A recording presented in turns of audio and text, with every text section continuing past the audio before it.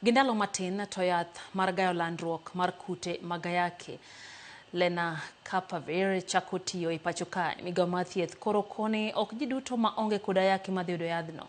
Mondo iyude nyaka kuong pimi kionge gayaki, yang ripode mag yedhe ma isebedo ka itiyo godo, ka bende nyaka pim kituoche gi kute ma isegamo e seche 72. Yuito mondi ntiere kod ler.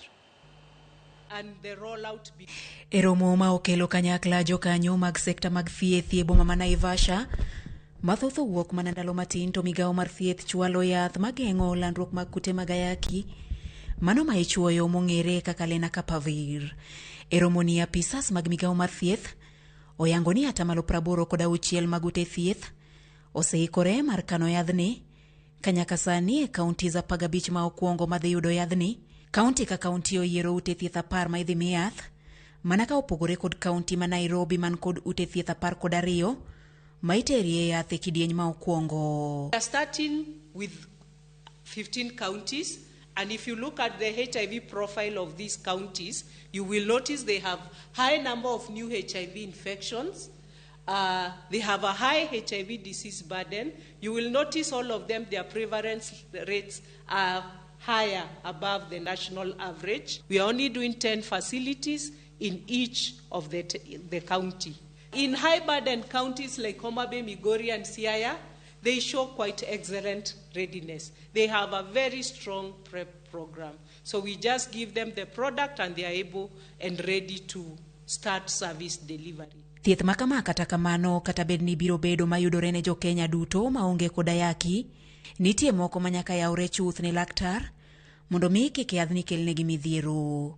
Chuo matiyo kod yedhe ma medo teko e kinde hera oliritgi mondo mi oyang adiera e kinde magilimo laktar.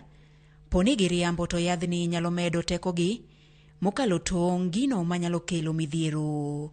Poni yudo ka hera bang' yudo sindan mar Lenacapavir, to ibiro medi sindan machielo kata kapok dweche 6 orumo, kaluwore ni rateke mag yedhe ka hera ni malo. You can be at HIV risk, even at ongoing risk, but you're not eligible.